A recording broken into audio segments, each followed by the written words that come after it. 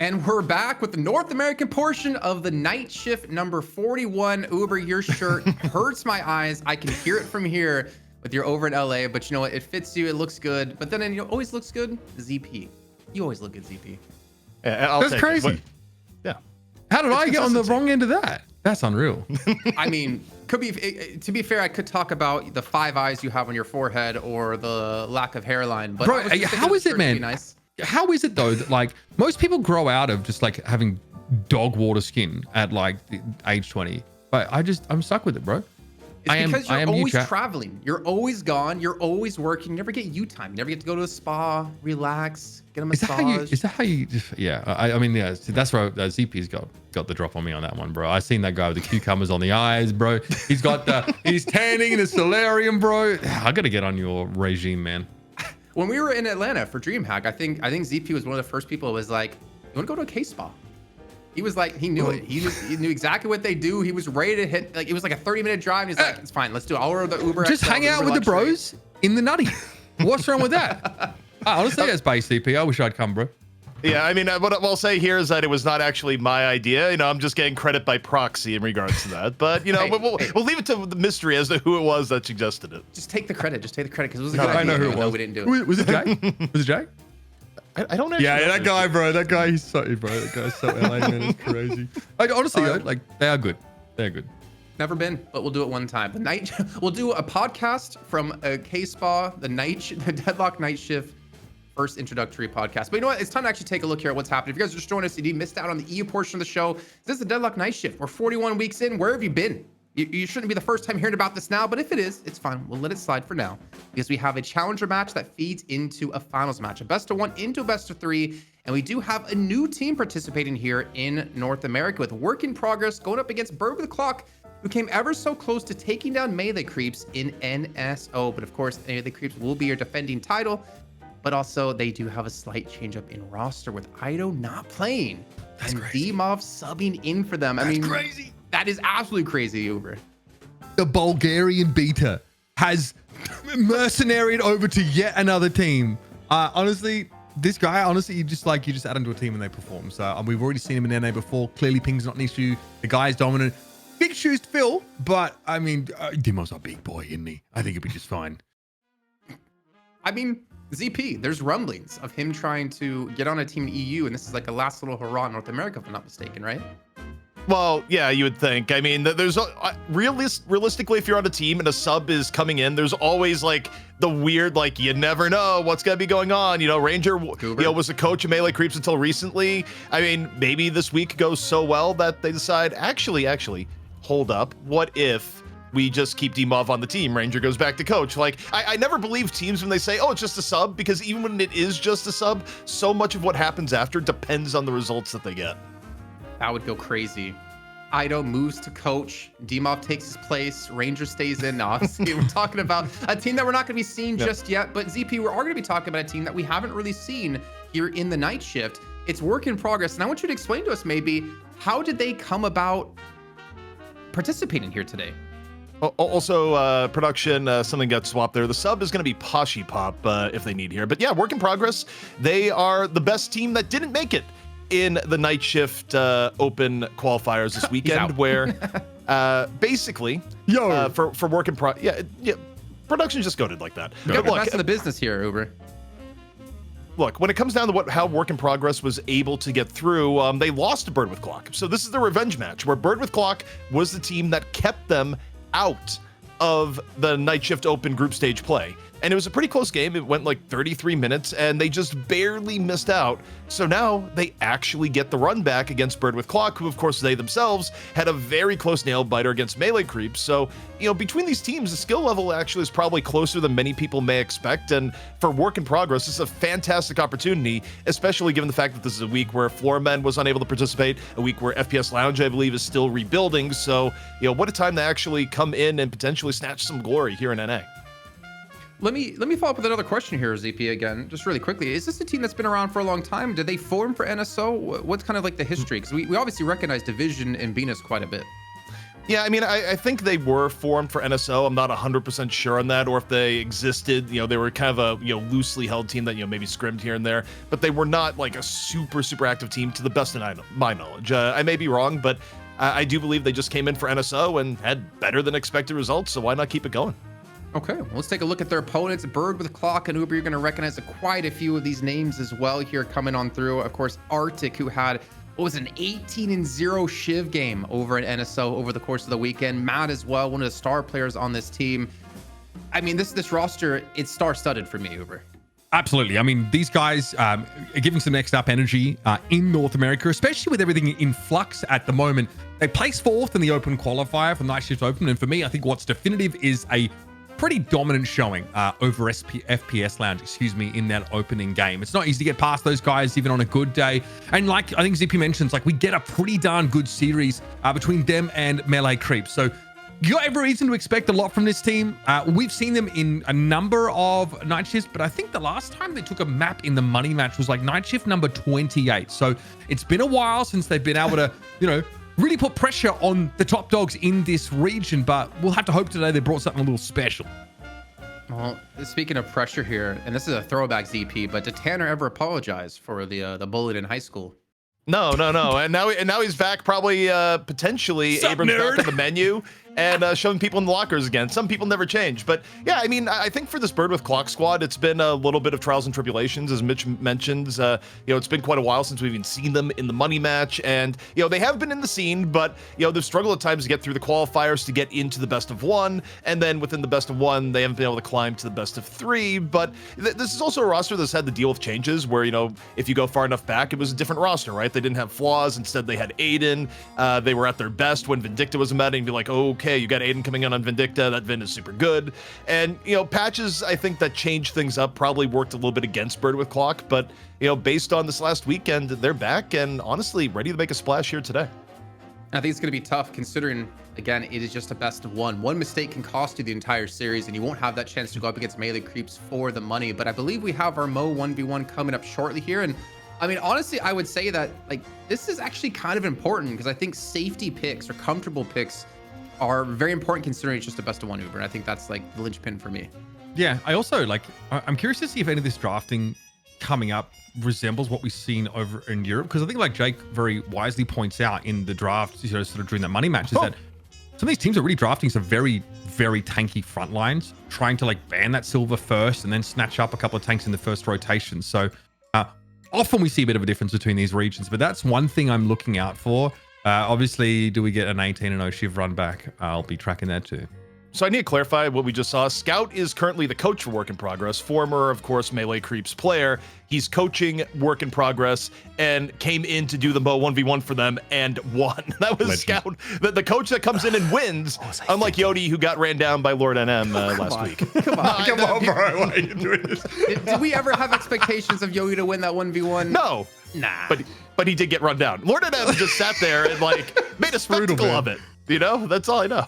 I think Lord M bribed him because that's the only time I've ever seen Lord M win in a 1v1. I was going to say, Lord M usually gets a lot of flack jokingly for that kind of stuff. Paradox here, actually, off the table 2 weeks ago, because I was actually there and I got to see the games. Obviously, we did see randomly Holiday pop back up as the last option pick initiator in the draft, and it wasn't that convincing. But we've seen some teams that have been willing to go that deep into the pool.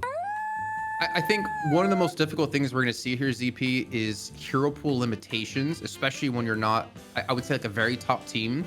And I feel to me, that does make your drafting phase ever so more important to get the things that you can be confident on. For instance, Division to me in my head is always an Ivy player, always expanded the pool. But we do see an initial silver pickup, and we've already seen in EU how damn strong silver is. I mean, Silver's just been winning games. There's really no other explanation needed. I think our win rate is still 66, 70%. And it's just because in her package, you're getting a hero that not only is really, really good at lane, but you're also getting a hero that just skirmishes incredibly well into the mid game, like acts as a quasi frontliner, especially in a meta too, where people are fighting in close quarters around the urn. I mean, Silver benefits from this current urn on top of all the ways that she was already good, but work in progress. You go Doorman and Billy, and in this case, like, you know, the Billy back and forth continues, where do you highly value Billy or not? I think NA values him a little bit more than EU, where he was slipping for some of the drafts.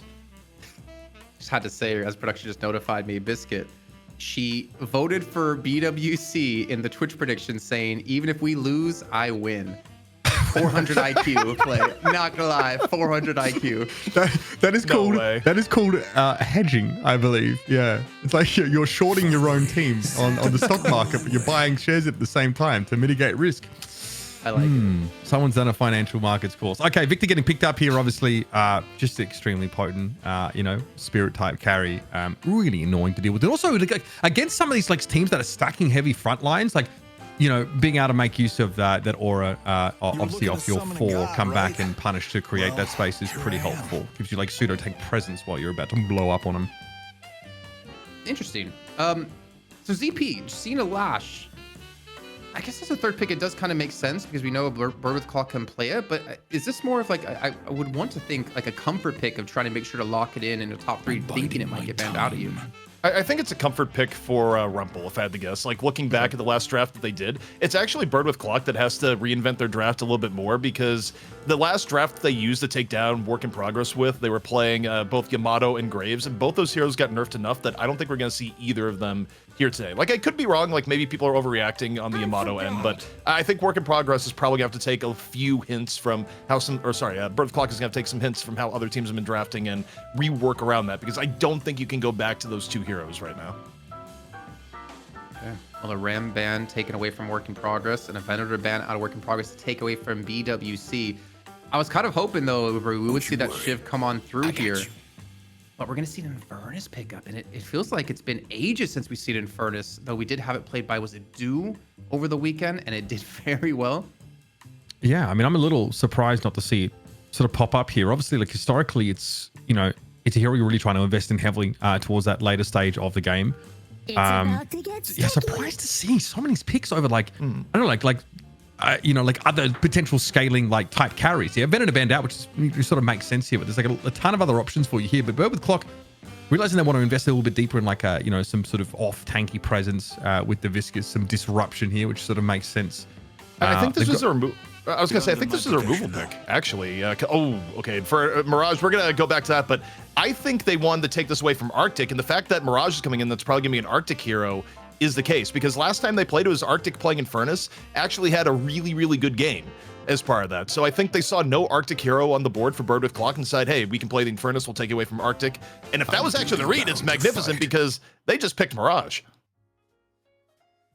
Yeah, I mean, reasonable, obviously, just to be able to spread inhibitor late in the game is just very, very potent. Give yourself global presence.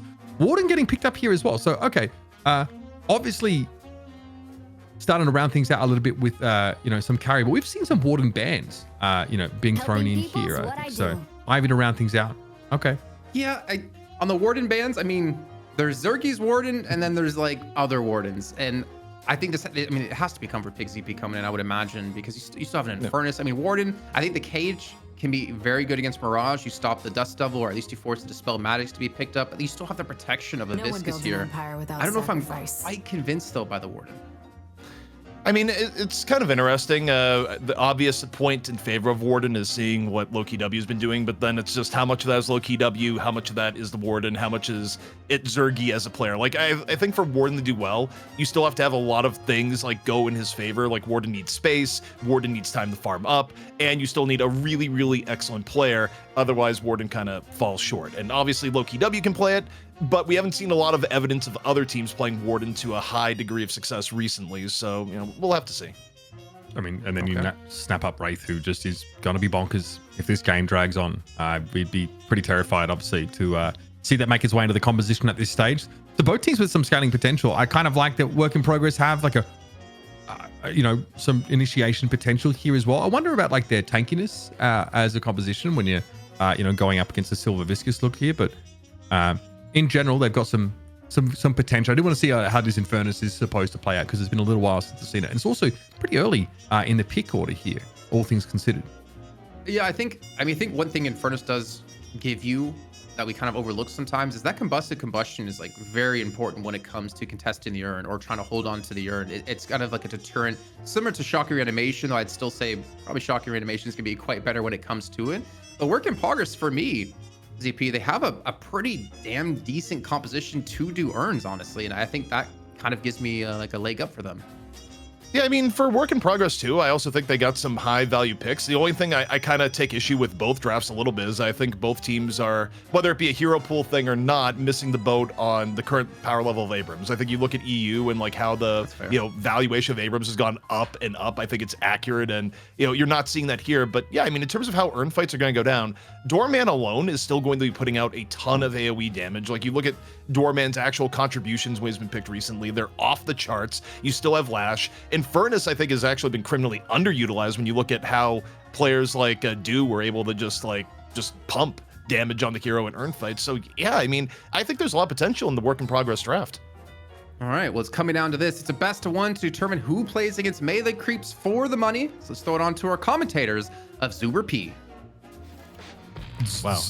Okay. I guess I never really thought how we'd mash up our nickname. I'm not sure if I'm going to go with that one, Jason, but I'll put it in the suggestion box for the time being, and we can revisit that a little bit later on.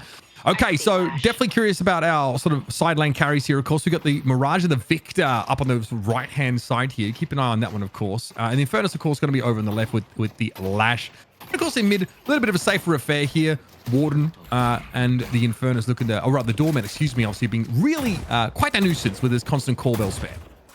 Also, I believe it may be Poshy Pop on Warden here. Bennis wasn't available because his internet just exploded before the match. So far as I know, Poshy Pop was the designated sub. And yeah, it's going to be Poshy Pop and the Warden. So yeah, you talk about comfort picks. When Poshy Pop was more active competitively, Poshy was on Warden, it felt like 50% of the time. It was Warden or Geist. And looking at recent data, probably want that to be a Warden. So we'll see what Poshy's Warden can bring to bear.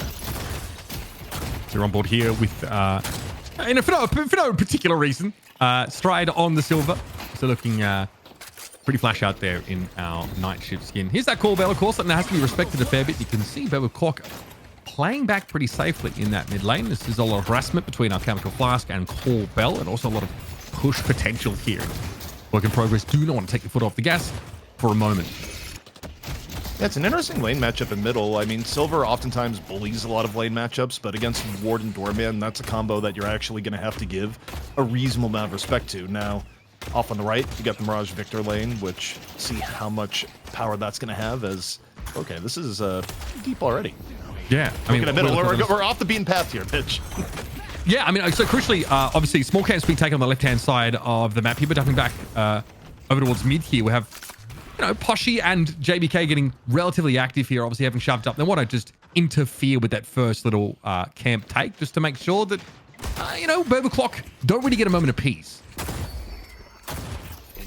And for Burger Clock, you're going to kind of want moments of peace here. You're running with Wraith, Mirage. This is a team that, when it comes online, it's going to be later into the game. You're going to be looking at heavier lifting out of your GT, your Silver, and your Viscous to make some of these early engagements work, because the fact is that Wraith and Mirage usually are slow starters, even the best of circumstances. Now, obviously, people look at Mirage and you get the recent hate of, well, does this hero win games? And the answer is no, which is why his pick rate plummeted on the final day of NSO. But, even in the best of scenarios where you rate his power highly, it's going to be a slower composition for Bird with Clock. So if you're work in progress, the more you can get done in the first 15 minutes, the better.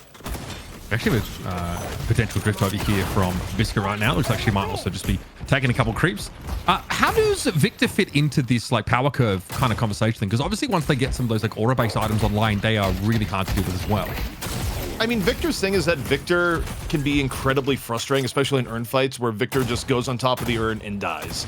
The fact that Victor's presence simply by dying early in a lot of fights causes problems, especially around urn, where you have to clear out. It's a very significant stun, but if you clear out against the Victor that's died on the urn, you're probably giving up the urn, or you're giving up so much positioning that may as well be the same thing. So Victor's ability to just run into a fight, die, and actually have it set the tone for, what has been somewhat of a more circle meta, as people have called it, is actually really strong, which is why he's been seeing such pick rate. You can see already, Matt is trying to make sure that Tanner gets as much solo farm as possible on that right side of the map. They got decent push, and obviously with the wave crashing into the Archmother side right Guardian, they were able to send the Mirage away quite briefly. It's definitely getting pretty active here in both of these side lanes, and also push up here with from Bird with Clock over in mid. But we're here watching Gibbs, of course, who has to deal with that Infurnish Lash lane. So there's definitely some risk associated with trying to fight them there, especially as these ultimates get online. We'll be tracking that. And here's some good old Guardian pressure in mid. Yeah, and this thing's going to be back and forth because on paper, there's scenarios where either of the two lanes can have advantage. I mean, Warden in general, above average laner, backed up with Doorman, who's absolutely top tier, but you got Silver on the other end, who's top tier at laning, and GT, who's no slouch. So this is actually about as execution dependent as a lane is going to get. I think actually you can make arguments one way or the other depending on the players in question. But it's about to be 5-minute buffs coming up. Ooh. And a quick little trip and fall there, Mitch. Yeah, we're all good though. As JBK is going to make sure they have access to this buff. Going to be traded across the map. It's going to be survival for JBK. And doubling back, obviously, in that mid direction. Again, keep your eye on Tanner's soul count here. Matt spending some time in lane with him. Casting buff picked up by the Mirage. And some reasonable shove here. Or at least an attempt for Bird with Clock to try and get some pressure down. Binding Word, though, going to be forcing Stride away. But again, this is just pleasantries being exchanged. Looking for some Guardian damage. Here, Biscuit, she might be in trouble. Trying to flame dash forward. Gibbs does get caught. At least Rumpel able to, complete that elimination. She's going to end up strutting on her way. 2v1 set up here on this left-hand side. And yeah, there's not a whole lot that Floss can do about it. Yep, knowing your limits there. Biscuit, she just looks at the situation and says, I'm just going to slowly walk back. Got enough cover for my lash that things aren't going to end in a bad fashion whatsoever. But yeah, this is going to be interesting as we get into earned fights at 12 minutes. I think for work in progress, game plan kind of has to be the win, the early fights, and also ideally keep Matt broke, which may be difficult. Matt goes in for the dive, finds the Billy, and looking for a little bit more here off to the side. Yeah, Matt has been in and out of this lane so much, so it's been a little bit hard for work in progress to honestly keep tabs on them. That's going to mean even more Guardian pressure now as well. Splatter thrown down, nice one by Rumpel. This time Floz does fall, and this left side lane for Bird with Clock perpetually down to one player. Now it's just Gibbs who is being chunked down themselves, and there's a real chance here, yeah, for work in progress to tighten the screws. Another pick up for the Lash, and now we get this camp taken away, and we get some Guardian pressure. Overall, relatively even game state between both teams. Most you can point to is a little bit on Souls and a little bit of Guardian damage in favor of Bird with Clock.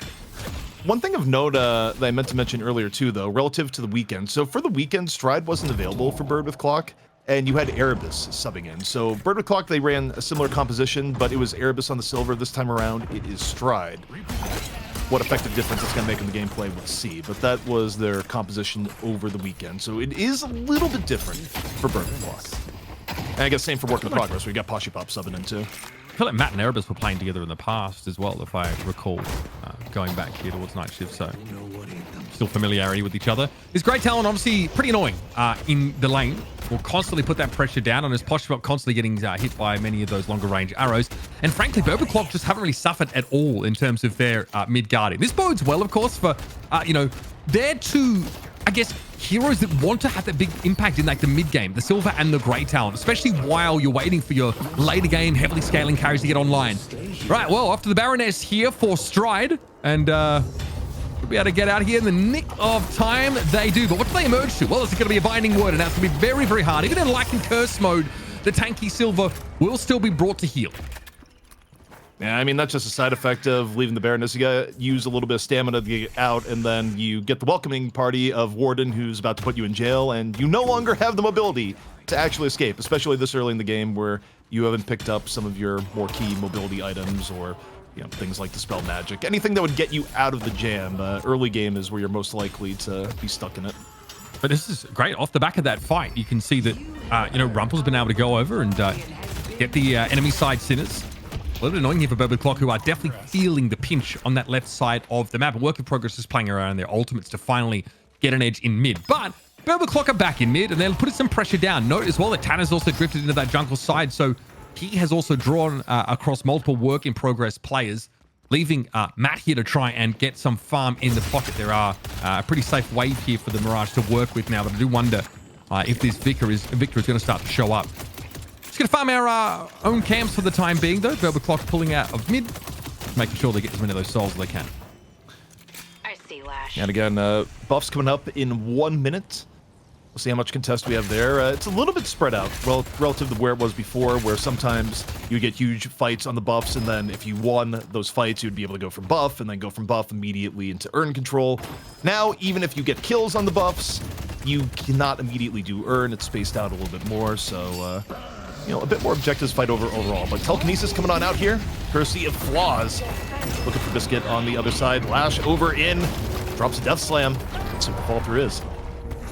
Biscuit getting picked off here. I have my AC technician here. So in true grassroots esports fashion, I'm going to step aside. Jason's going to jump in for a sec, and I'll be back ASAP. Oh, finally, unleash me from this hosting role and let me cast here, ZP. As Uber, I mean, come on, he's so American now, he needs AC to survive. Okay, this coming from the guy who was complaining, oh my god, I need AC, it's too hot in Italy just a little bit ago. Like, you know, My room is extremely hot, that this shirt is becoming more and more unbuttoned as we go here. But we have a fight breaking out here. Biscuit already able to take down Tanner off the bat as Arctic responds with the kill onto Division. Looks like this left lane Guardian might be going down here in just a few seconds. Yeah, I mean, ideally, getting the Guardian down before Earn spawn is pretty important, just for not suffering a huge disadvantage into the Earn fight thereafter. But for now, 45k, 48k, work in progress. Still nursing a small lead as Gibbs in all sorts of danger. The puddle punch at 20 HP, just barely able to get out of danger. But all this is going on. Matt gets the punish on the Pashi. Or again, Matt is going to be one of the people to watch over the course of this game because you're running a Mirage. You want him nice and farmed, especially given the fact that he kind of needs it with his current level of power in the game. I was actually getting worried for Berwick Clock because like Pashi was getting pretty far ahead. Biscuit was getting pretty far ahead. She's at 9.7k, Rumple at 9.5. Like there's some specific carries that are really starting to run away with this game, even though there's only a 1k soul difference between the two. And at least Flaws is able to catch up at the same time. But yeah, Mirage, man, in recent times has had a horrible win rate. I think it's like 3-24, if it's not more than that. And it continues to be loss after loss after loss, even though we understand initially where it came from with the Earn being moved towards middle, meaning you can't really split push as easily anymore. But yeah, I mean, Matt, he was always one of the big players, and it seems to have shifted over for Berwick Clock to Arctic, more importantly. Well, I also think Mirage is maybe a victim of playstyles changing too. Like people will point out to the Earn being like, oh yeah, you get more circle heroes and it's good.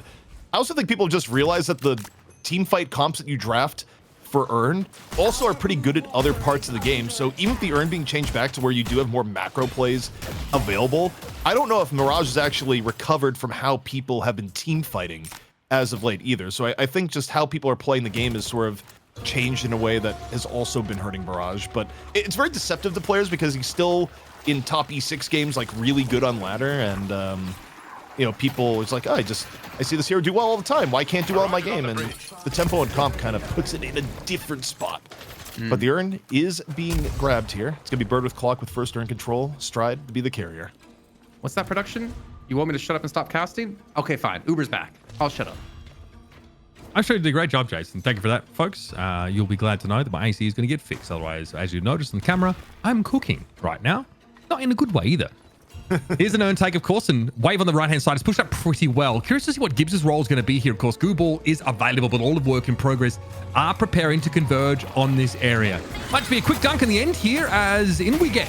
It's going to be an airdrop coming on in now inside a Kutsu Bomb. We also have a Chain Gang thrown into play. This is pretty tricky. You don't have really anywhere to go, even with the cube being used on Stride. They emerged to an absolute hellscape, and yeah, this is a scary look for this comp here for work in progress. Eventually, Tanner and Flaws are going to fall, and that was a pretty decisive encounter. Mitch, the worst part about that by far for Bird with Clock, they actually had the numbers advantage of the game. It started out as a 5v4. Matt was able to traveler over, and Matt just got caught in the flurry of AoEs that came out from work in progress. So work in progress, running with a composition that we were calling from the onset was probably going to be stronger at Earn fight, especially early on, needing to get ahead of Bird with Clock with their later game power, and they've done that. Work with progress now with a significant lead, even as Division gives their life for the tower. it is a comp that death balls pretty darn well. And while you're right, they have some scaling potential in the form of the Infernus, for example. And the comp can be so active in this phase of the game. They've got great utility, of course, with that Doorman. Obviously, the ability to contest objectives like the Urn, for example, is also, at a premium. That's given them this pretty healthy 10k soul lead at this point in the game. Obviously, a brief lull here as many of these camps are being picked up. We've also seen Tana show up in that mid lane as well to try and give it a little bit of a push down. But Biscuit, this whole time, she has been studiously farming and leads the lobby in soul count. Yeah, it's a good place to be as Infernus, especially where the next stage of the Infernus playbook is ideally, if you think about some of the Infernus play we've seen recently with players like Dew on it, you get a lane to yourself, you try and fight for the one-on-one onto the walker. If you get the one-on-one to the walker, you kind of use Flame Dash to your benefit and potentially get a kill plus walker. Is that going to happen in this case? Maybe not, as we see Biscuit swapping back over into middle, but we'll see what Work in Progress does with their lead. It's about 15 seconds until next set of mid buffs come up. Oh my god, sorry, this right is absolutely copping it at the moment. Chain Gang also being used because Binding Words to follow up, and yeah, I think Floz knew that there was nowhere that they could have gone. Gibbs attempted to intervene with a Q, but there's just too much lockdown with this Warden and Billy Look. And this is a problem for a Bird with Clock so far. The fact that your Wraith is getting interrupted, the fact that your Mirage is getting interrupted farm-wise, you've run a comp here that comes online late, and so far, it's been tough avoiding Work in Progress, getting the engagements that they want. Now, buffs just come out and they're split. You get the casting buff over the Gibbs, and you get the gun buff over to Biscuit. But now I take a look at this. If I'm Biscuit, she has to be wondering, do I go right lane and just go for the one-on-one onto Mirage with the buff? But for now, it's all in middle. Yeah, Tanner obviously sent off to the Baroness for the time being. It doesn't look like JBK wants to do too much about that. Maybe they're just looking to take them out of the fight. Nasty splatter, though. Gibbs hitting pretty darn hard on that Doorman. Here's a Stone Idol, though. Nice little stamp. And, of course, we are going to clear the area as Victor returns to the fray. But they managed to knock that ultimate off them, and Tanner now has to have his wits about him. Yeah, elsewhere, looking at the right, it's more of a macro play for Bird with Clock, leaving Matt and Stride to avoid the middle chaos, simply go for the right walker. Now, they're going to get the walker. The question is, are you going to be able to get out safely? Traveler certainly shows that for Matt. Maybe not so much for Stride. We'll see. Stride actually goes to the rooftops and looks absolutely okay. Yeah, I think Arctic also threw an owl in there as a potential deterrent. All of Work in Progress probably just stayed in the shade for the time being. So this is nice now. Little box run mixed in here by Stride as, they'll set up here over towards the secret shop, make their purchases. Yeah, Heart of Zora into the inventory. Obviously represents a pretty big power spike here for the Silver. And so we're waiting for this mid-game presence that the GT and Silver are looking to have. Stride has Light Curse available, so if you want to throw down, it's not a terrible time to be fighting. There's a bit of action here over towards the middle part of the map. It looks like already some pressure being felt. I'll see the GT just fall back off this pretty safely. This death ball of Work in Progress has to decide ZP where to put themselves now. As a setup to the next Urn, which is in a minute, I'd like to see the damage done in the game so far, just see who has been dominating throughout the early to mid game as far as performance, and maybe who's been a bit on the lower side. Obviously, it depends on how many fights you're actually in, but get a look at the current damage stats here and see how this evolves over the course of the game. Gibbs here, being a little bit of a nuisance on this left side jungle, has obviously spotted out a couple of the Work in Progress players. Doorman also returning over towards mid and setting up his namesake. And Strider on that right-hand side trying to get a little bit of farm in. Yeah, you can see that Mirage is actually, honestly, been in a decent spot and also been left to his own devices. Matt's been able to get up to 19k soul, so we'll track that. The Lash, obviously, Rumpel, very active early, very involved, also in just a couple of straight, 2v2 kills on that left side. So no surprise to see them leading that metric. Yeah, the one thing I was curious on, I thought maybe Infernus would be a little bit higher, but the person that's been having a heck of a game here so far has been Rumpel, where, thinking back to the draft is wondering, okay, you've drafted Lash pretty early, is this a high prio? And, looking at some of the NSO games, you saw Rumpel a lot on Lash, and I think the answer to that is a definitive yes, both from the eye test and the actual stats that we're seeing here. But once more, it's going to be first Urn pickup here, the Bird with Clock. No burns yet. I was going to say, we've got Alec Flask in the mix. I also want to point out that this Urn turning location has actually caused Work in Progress to have to pull off the Walker, unless they allow themselves basically to be baited into a flank scenario. Right now, Stride just trying to put themselves in a position to intervene pretty quickly in a lot of these fights, but you've got to be careful. I think Tanner might not be aware that there are people up and, above and behind him as we head for a turn-in now. Berber Clock looking to try and set up for this one. Could get about messy. Earn turn-in has begun. JBK is going to get picked off early, but Gibbs is sent off to the Baroness Hotel. Telekinesis thrown in. Death Slam is big enough. Catches 3. Not bad. Rumpel going to drop down on top of them. Cube instantly has to be thrown on Tanner to try and delay the use of that ultimate, but it comes now out. Floss has been picked off. Earn also got put away during that time, and it was work in progress who were able to turn it in. Nothing seems to pay off here for Berber Clock. And now we can just fall back and protect this Walker. I'm sure BWC are furious.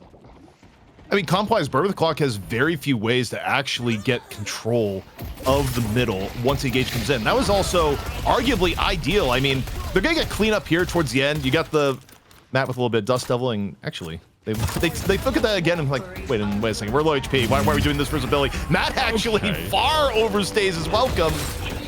And now, I mean, if you're Rumpel, you're just like, I'll go for a few extra hits right now. Why not? Exactly. Rumpel back away, back onto the Walker.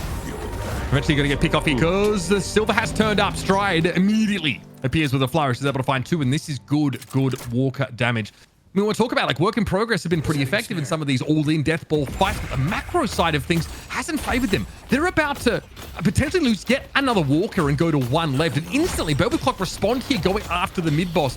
Talk about bouncing back after an ill-fated Earn encounter.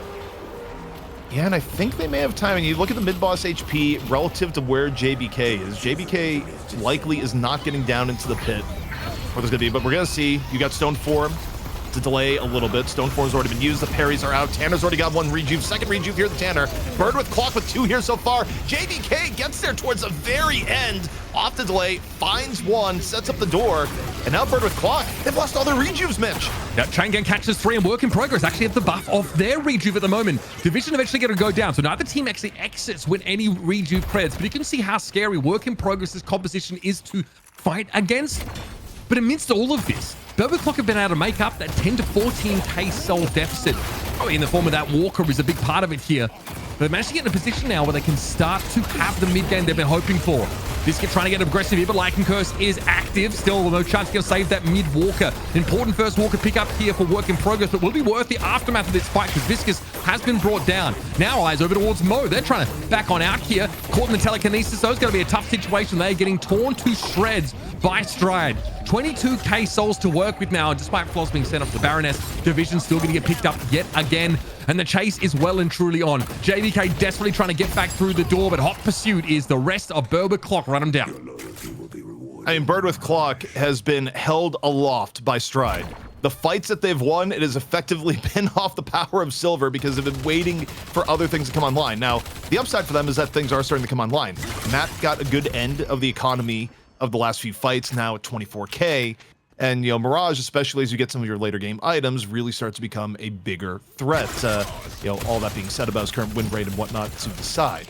The problem, I think, for Bird with Clock is that can they get the game enough into the end game at even or ahead without something catastrophic happening? Because the thing that worries me here, Mitch, is that you think about how the last major fight went down, it basically took Stride going hero mode towards the end to get cleanup kills to set mid-boss. And that was after a lot of things went wrong in the mid-fight, even with the early pick on JBK, just because compositionally they haven't been able to fight, you know, particularly well in these bigger fights. And, you know, the next time they're gonna have to worry about it is in the next minute and a half for, you know, the upcoming Earn. Yeah, 22 minutes and 30 into the game. Matt is up to 25k souls. I feel like, you know, you want to try and get Floz and Matt up to 30k. That's when we're really starting to cook here. The Berber Clock can just be stable over the next sort of 5 or so minutes. We might be in pretty good shape by that point. That's asking a lot though, again, because like you mentioned, an Earn fight is a minute away. Work in progress have had, you know, a pretty distinct advantage in those, but they kind of stayed around a little bit too long last time and straight up lost out in that fight. Also, you know, buffs are active here for Gibbs and Matt. You've definitely got to respect that to some degree. And here's the Spell Slinger picked up for the Warden. Spell Slinger up for Warden, of course, is one of Warden's key items when you think about late game builds. Although, you know, overall, the priority of it, I feel like, has gone a little bit down for some Warden builds, as good of an item as it is. Sometimes you'll see people prioritize, you know, a different item set in recent times. You got to ramp up, right? Yeah, I mean, there's multiple ways of going about it in terms of like what you want to prioritize for your ward minimization, but it's never a bad item for sure. Either way, though, we are 15 seconds away from Earn. And Tanner trying a bit of aggro here from the beginning. They'd love to get Shocking Reanimation out of the equation early if they can.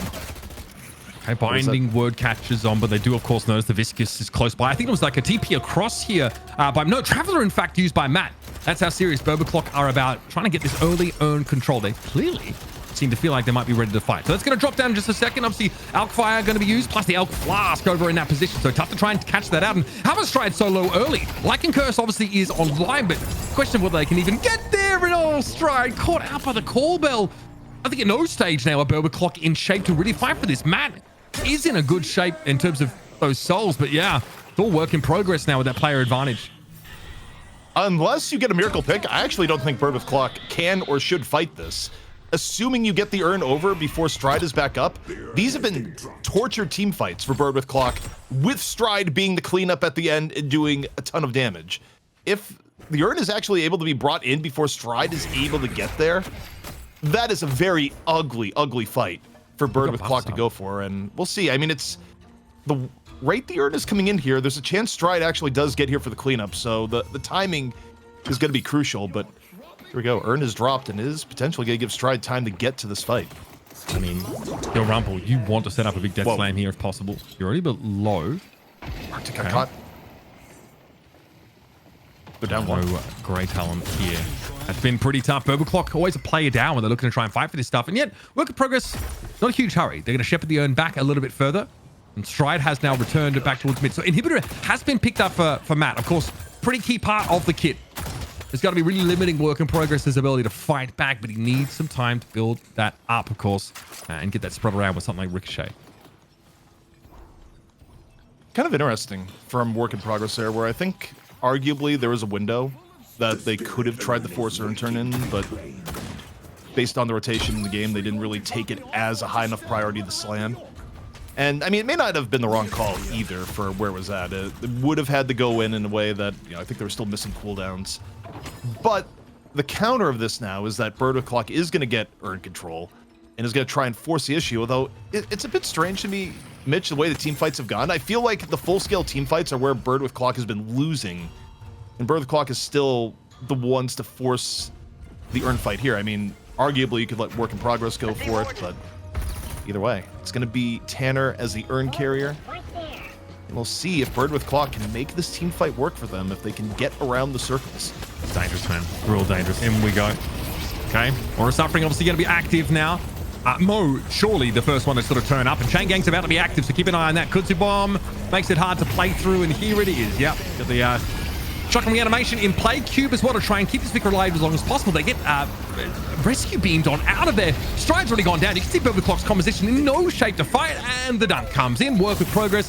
Get themselves a nice little 10k lead yet again, but there's still a fight to be had here. Even with Gibbs and Arctic absence, Matt definitely looked like, yeah, he was a bit of trouble. Potchy Pop brought down, but not nearly enough. Work in progress. Only lose one player, and they go 4 up. Mitch, Poshy was the hero there. I'd love to get a replay from his point of view. You talk about never show fear no matter the odds. Poshy chased down, was able to get Stride, create enough room for Rumple to come in and get a 3-man death slam. And Bird with Clock is reeling as a result. Not only do they lose Earn, they're likely now to lose all 3 rejuve charges for mid-boss. And that is an unreal turn of events that's going to firmly give Work in Progress their first real edge of this game. Yeah. Loving what we've seen from them so far. Basically, from the start of the game, I think they picked like really potent lanes, and you know that Silver Grey Talon lane for Bird with Clock just doesn't really pan out, you know, in the early to mid game at all. They do go down on walkers, and they are in fact still down on walkers. So with technically a walker in pocket to still have such a lead, now these rejuve credits picked up, you know that differential in terms of objectives is about to be ameliorated quickly enough. It's going to be a lane shove on that right hand side, I'm sure, in time for Work with Progress to try and get things pushing in their favor. Work in progress. You have to wonder, are the nerves hitting on any level here? This is a team that, again, just barely missed out on the nice shift open. 2 Bird with Clock. And now in prime position, Mitch, to right that wrong. Get into the money match here on Night Shift to go against Melee Creeps, who's running with the sub. Admittedly, probably one of the best subs you could get in the game, if not the best in DMOV, but an unreal opportunity for this new North American squad. And, you know, for Bird with Clock, I just wonder, you know, how deep does the Mirage Curse go? In theory, again, the later this game goes, the better for them, but not if it's done at a huge disadvantage soul-wise. Yeah, it's going to get... I mean, again, their buffer is starting to run out. They are running out of time. Like 29 minutes into the game, and it's work in progress. Lineup showing no signs of slowing down, and also the elements of their comp that want to scale, you know, the Warden and the Infernus are doing that quite nicely. So it's not as if Bird with Clock are finding an edge just because they're still managing to hang in this game. And obviously, you know, Arctic hasn't been able to get a ton of farm there. That's totally fine. Stride was really good in a couple of those fights, but, you know, isn't really able to put up the level of durability that's going to be required against this work in progress squad, who themselves, I wouldn't say they're all that tanky. You know, with like, you know, Dorman and Ivy sort of being mixed in here, but Mo has had good positioning. ZP always been, you know, in the pit for the earn take, and always seems to have that chain gang ready to go. You know, you ever considered what hell it would be if Mo was playing in a game with Mo and Krill being played? Like, that is actual, it's not gonna be good, Mitch. Like, let's thank God Mo and Krill himself is being played in this game. But one thing I have to say about the way team fights have been going down, the last two team fights, Work in Progress has shown adaptability where their #1 priority, Mitch, has been to assassinate Stride. Stride has not been able to take over the end of team fights like we were seeing earlier in the game, because the priority is clearly shifted to take down Silver first, no matter the cost. And it's been effective for Work in Progress. For Bird with Clock, I feel like one of your bigger priorities, you know, however the next team fight goes down, is you need to make sure Stride lives and doesn't get bursted down at the beginning of the fight. Yeah. Easier said than done from what we've seen. And fairness, normally it's Tanner that's getting burst down, which is kind of the idea, I guess, for Victor, but it's happening very quickly, and Work in Progress are not being forced to take any of that AoE damage. They're just like, it's like they just knock a soul revival off the Victor, and then they're ready to play. Here we go. Earn time again, and I ain't seeing a whole lot of action here from Bird with Clock. They might just let this one go to the keeper. Probably smart. I mean, the way the team fights have been going, none of them have been in their favor. Ideally, for Bird with Clock, you play in a way where you find a pick off and go from there. But Work in Progress, they go directly from Earn into Walker. They want the team fight one way or another, and they're not scared to do it with the Walker involved. Walker gonna melt down immediately, and they get the pick off on the flaws. Things are going bad for Bird with Clock. Yeah, it's a big problem here. Okay, so the Dust Devil aims to catch up Biscuit. She's completely unbothered here. Eventually, Matt is going to be dealt with. I mean, you know, the Mirage really wants to sit in the back and just get those debuffs on, you know, over a longer period of time, but that's just not something that's been allowed to happen. Stride, can they stave off the attackers here, or at least generate some sort of threat? Doesn't really seem to be the case. It's Bird with Clock who are basically going to be shoved back inside their own base. There is a, look, what works in their favor is a significant push on this right side of the map. That is going to force Work in Progress to turn back and deal with it at some point, but here's some pressure. They know they need to start a fight of some sort. Chain Gang catches on the fall. That's pretty nice. Last Stand is active. Oh, buddy, I don't know if it gets too much better here for Work in Progress. Tube here is going to prolong the lifespan of Tanner, or we'll still see that revival coming out here. Of course, respected. Everyone's folding away from an outclass, throwing in basically straight away. Biscuit's gone down though. Mutt is still alive in this fight, and it's dangerous, I think, to go up against a 41k soul Mirage and let him just go for it. Now, Baroness Hotel sort of used Matt able to return to the fight, but not a whole lot was done to punish the Mirage as they emerged. No, and I mean, Bird with Clock, they waited until Rejuve was gone, went for the engage, hoping that, you know, things would go well. And I mean, the hero of that fight was, in fact, Matt on the Mirage, able to find significant uptime. And of course, space was being made by the rest of the team, but that's kind of the contribution you're going to need from Mirage going forward if Bird with Clock is going to get back into this game, because here's the upside. You're 42k Mirage, you've gotten into endgame.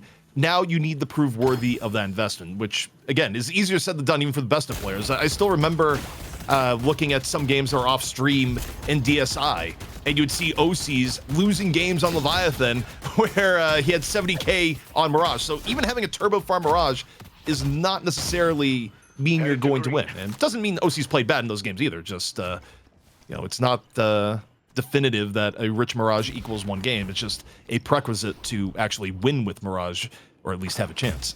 Yeah, you need to get to that point. But we are safely past that soul threshold for Matt to be more than just relevant in many of these fights. Obviously, we know that, you know, flaws can be pretty terrifying too if conditions are right.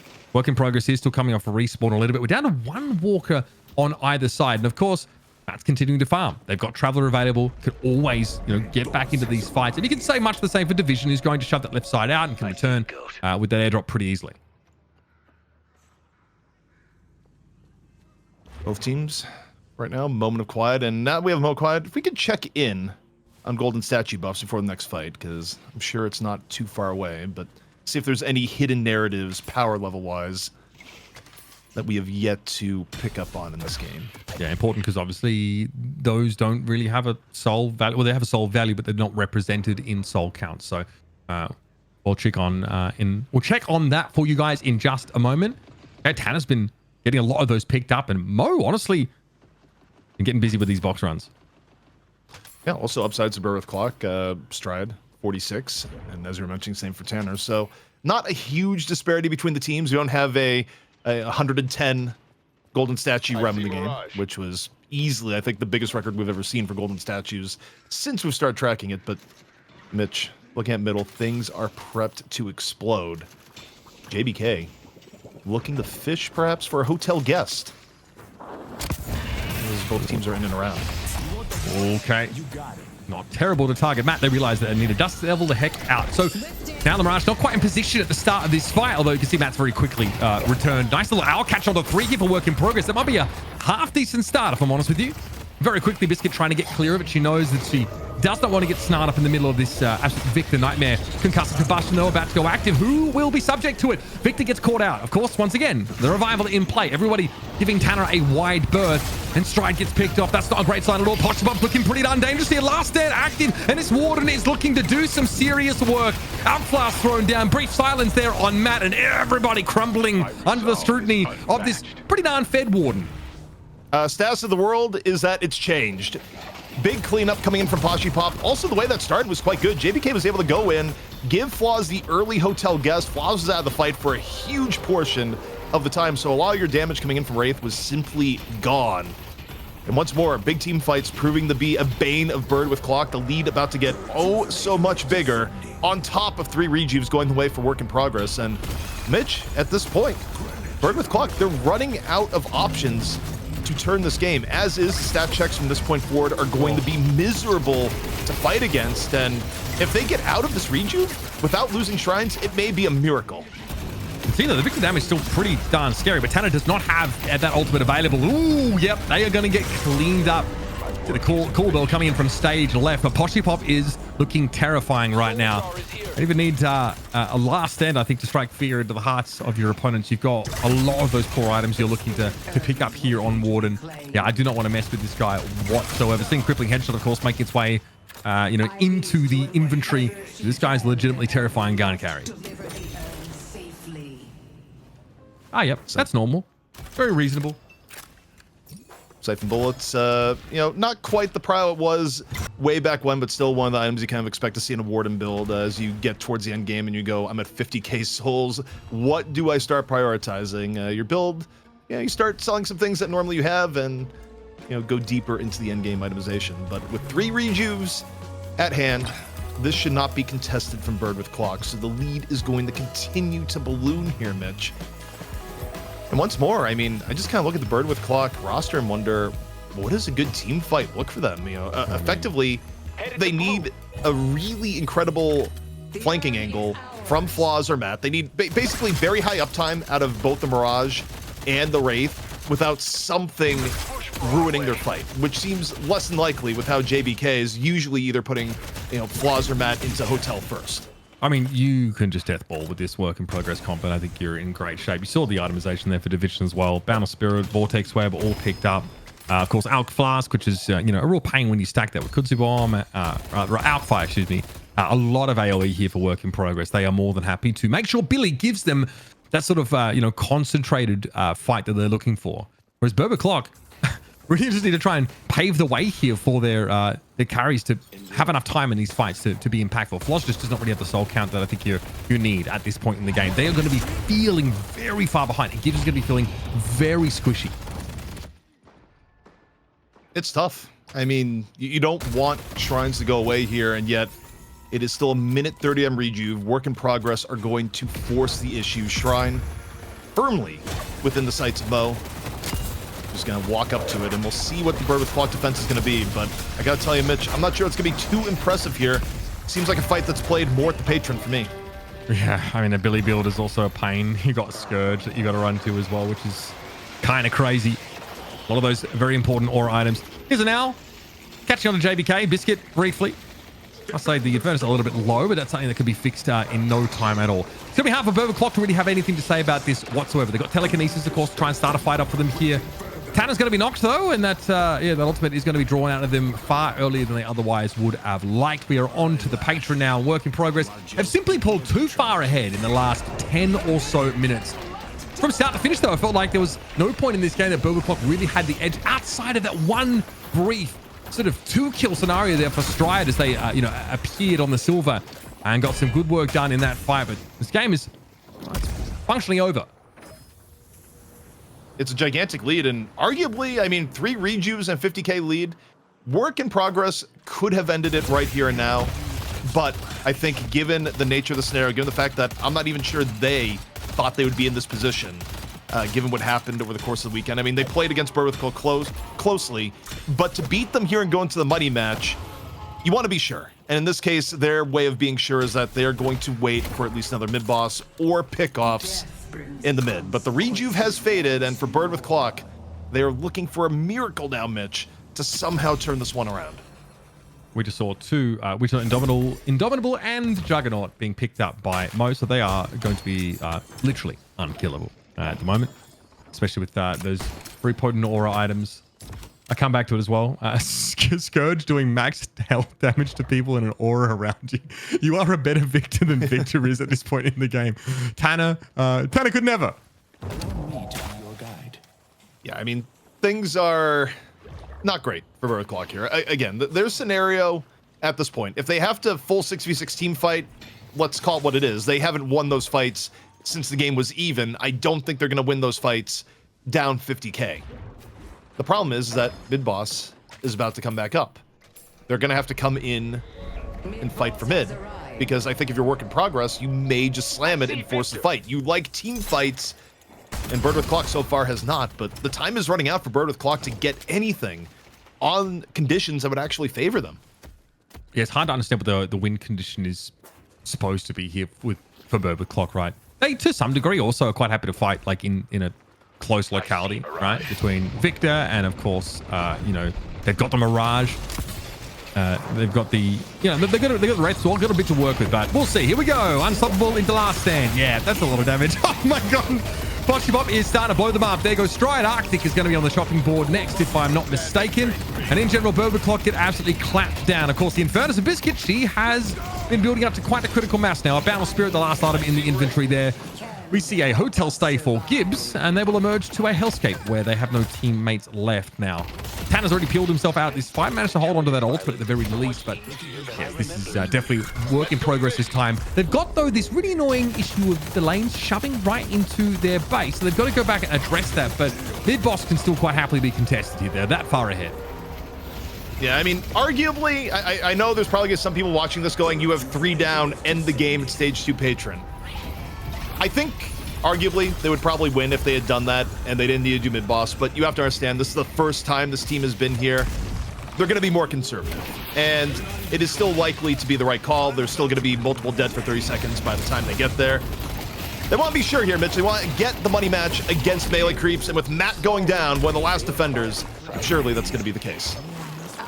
Yeah, no, it is done here. There's nothing wrong with trying to make sure you've deterministically got the result that you are looking for. We're going to have a shove into the main base in just a moment here as work in progress. Kind of done with the shenanigans here. The Soul Lead has definitely billowed out of control. Yo, the E-shift. Swaggy. I like that, Biscuit. Nicely done. It'll be work in progress for the first time ever advancing to our money match. And Bird with Clock, they crumple to the rumple. Work in progress. Like you said, Uber getting through to the money match, doing what they couldn't do in NSO, and they have their chance to take on melee creeps for $1,250 ZP. This was a very intense game, and I think you guys pointed out perfectly as well. Probably could be finished quite a bit earlier in the game, but considering it's a best of one, considering this is your first time here in Night Shift, better to play safe than sorry. Yeah, and like I will never rag on a team for doing that, especially given the circumstances here. You can make the argument, well, finish them when you can. They just wanted to be sure. Also, I think, again, we just see the difference in the meta between the two compositions where this came down to team fights, and the team fights were far, far better for Work in Progress. They played around the strength of their composition pretty well on the whole. And look, I don't like to beat a dead horse, at least too much, especially when this horse is practically a skeleton, but this is another loss in the books for Mirage. The hero does not win in this patch. Even with the urn position being moved out of middle, it is probably the most negative win rate hero we have seen for the amount that it is picked. And it's just because Mirage team fighting isn't offering what other heroes give in a team fight scenario. And I feel like it's undeniable at this point. Yeah, correlation and causation, I want to see what the stats look like. But yeah, I mean, it's not a great look for Mirage. Like, what we're going to do? End up going back to Lady Guys picking? What kind of future are we looking for? But again, looking maybe for some of these heroes that scale a bit more potently, or at least give you something going on in the mid game. You don't need to get to like 32k souls in order to sort of really be online. But there's a component of this, Amberside comp, Jason, that was supposed to be pretty good in the mid game, right? If they get off to a nice start, they're playing in mid, you know what I mean? Obviously, there's a lot of action in that kind of lane, but you're kind of hoping to see the Great Talent and Silver be able to be a bit more disruptive or a bit more of an issue early on. And the thing is, I don't want to be too harsh to them at all. I remember I said this in the U games that like Great Talent individually can be a very strong hero, but it does take some working around. It's not something you can just necessarily slot into a composition and expect it to do well. You need to see these big owls, you need to use it as engages, you need to be able to protect the backline as well. And I mean, with the Silver, Viscus, and Victor, you can imagine it to be that point. But the problem was, like, Rumple did a great job, especially early game. Pop put on some serious work we saw here towards the end. And Biscuit, she like applied so much pressure early on that also the objective pressure that she could find in Furnace was kind of tough to combat. I think when you look at this game and wonder, okay, who is MVP? I would almost split it into two parts. We still have to decide on one, but undeniably, I still remember our first damage check in 2 on top of the eye test is that Rumple had an absurd game as Lash in the first 15 minutes and really enabled some of the tempo that Bird with Clock would ride for the rest of the game. Latter half of the game, incredible cleanup by Pashi towards the end. Also, very good dives. I mean, I think about the first team fight they won with Stride going down early. That was Pashi actually channeling the Warden spirit, deep diving into the backline and taking down Stride at the cost of his own life. Pashi had really good game sense for when to dive on the Warden and get the most out of the character, who is now just the tankiest M1 in existence. So yeah. Late game for Pashi was quite good, but I don't know if they get to that late game without Rumple just really setting the stage in the early to mid. Yeah, super agree. I loved how active Rumple was at setting up some really nice fights. Big death slams as well. Remember, you're playing a comp that has Infernus and Ivy. You've got Billy like getting multiplier death slams, setting up for like, you know, a lot of your AoE elements to really shine is sick. And yeah, they were all about it. That mid game. This is what you want to see from your Lash, right? You want to see activity. You want to see, some risks maybe taken to set up some favorable fights, especially around the urn. It seemed like Work in Progress. They couldn't have a scratch put on them. You know what's tough though, right? Thinking back to before we started this game as we're talking things up, Biscuit bet on BWC because even if they lose, she still wins. But they won, but she lost over Chena points. And as we know, Chena points are important when it comes to on the night shift. But for Work in Progress, I will say this though, ZP, or get your thoughts on it. They're going against melee creeps in the best of 3 in the finals. I think for all of these players, this is probably the biggest stage that they have played on here. I think there's a lot of pressure that goes with that can force some mistakes. And with melee creeps being such an experienced team, being basically the best team in North America, they will punish you for any mistake that you possibly make. So I do kind of worry for them going on forward into this next series, if they can alleviate that pressure and still be effective and have comfort picks that they're hoping to get. Yeah, I mean, everything you've just brought up is valid. The only thing I can offer in response is that esports doesn't always operate on transitive property as far as, A greater than B greater than C, but at the very least, we've seen that Work in Progress can take things really close with Bird with Clock or defeat them. And Bird with Clock played melee creeps really close this last weekend, so their two powers may not be as far apart as some may think. And then going ahead into this one, Uber, I mean, obviously when we get to that series, do you think maybe Lash is a ban that melee creeps might look at because of how effective Rumple was early on? It's pretty scary to think about like what you might let through, as a result. But I do think like Lash is really unique in the niche that he occupies. Does it take a Paradox ban slot, for example? Like, are we going to be letting that hero through as a result of that? Again, I think melee creeps, though, would have been in a situation at least plenty of times before, and probably can have some protocols to play around the Lash a little bit. I wouldn't mind it. Respect ban, target Rumple. Let's see what else is in the hero pool for them. Let's see if they can be as potent in the mid game in this money match. I love that that gifted sub, by the way, if you want to read that out, ZP. I will go educate myself on what it is, but in the meantime, we got an MVP to announce, Jason. I mean, okay, just for clarity, it was Rumple Fart Skin 32. I just wanted to say that in there. Our MVP, though, let's take a look at who it's going to be for the match. And it is true, ZP. You can't stunt the rump. Wait, that doesn't even rhyme. Well, what's wrong with you? Look, like we're just let it go. Let's move on. But yeah, I mean, I'm allowed to the rhyme spirit whatever of I what want. Jason has said. Yeah, I mean, this was Rumple's game, and again, tough call between Rumple and Pashi, but the early mid game from Rumple was absurd. I think the only thing that's a little bit worrying is that if you're melee creeps watching this and you get all the background info, it's like, oh yeah, Rumple plays this hero a lot. This is what they used a lot in open qualifiers. What you have to do anytime you get a new team coming into the scene, you limit test them, particularly in NA, and go, well, what's your hero pool? I 100% think if you're melee creeps, you actually go out of your way to deny Rumple either by picking Lash early or banning it and seeing how things lie, because, and who knows if it'll work. Rumple could have other things in reserve, but I think you look at why Work in Progress won this game, and you probably figure, let's not take any chances, maybe don't go against this level of Lash if we can help it.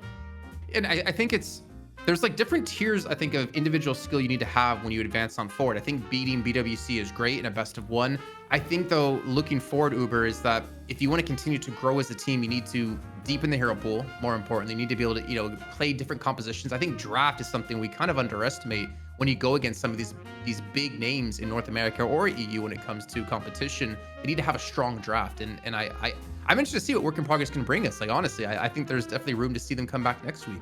I mean, draft is so important, Jason, because the game is changing so much week to week here. So like that information edge is like kind of really hard to gain over your opposition because there's a lot of hardworking teams in NA and EU, right? And when your drafts are even slightly out of date, right, it can put you behind the 8 ball in a big way. You also have to make inference, right? When we see like item changes or hero changes, you have to infer about how that's going to affect how potent that particular hero is. You need time to test that. There's just a lot of legwork that happens behind the scenes for relatively like little reward in many senses. So you just got to come here and get your reward, obviously on night shift, make it worth your while. Okay, well, ladies and gentlemen, we do have to go to a break, but when we come back, we will see how Melee Creeps with DMOF subbing in does against Work in Progress. We'll see you soon.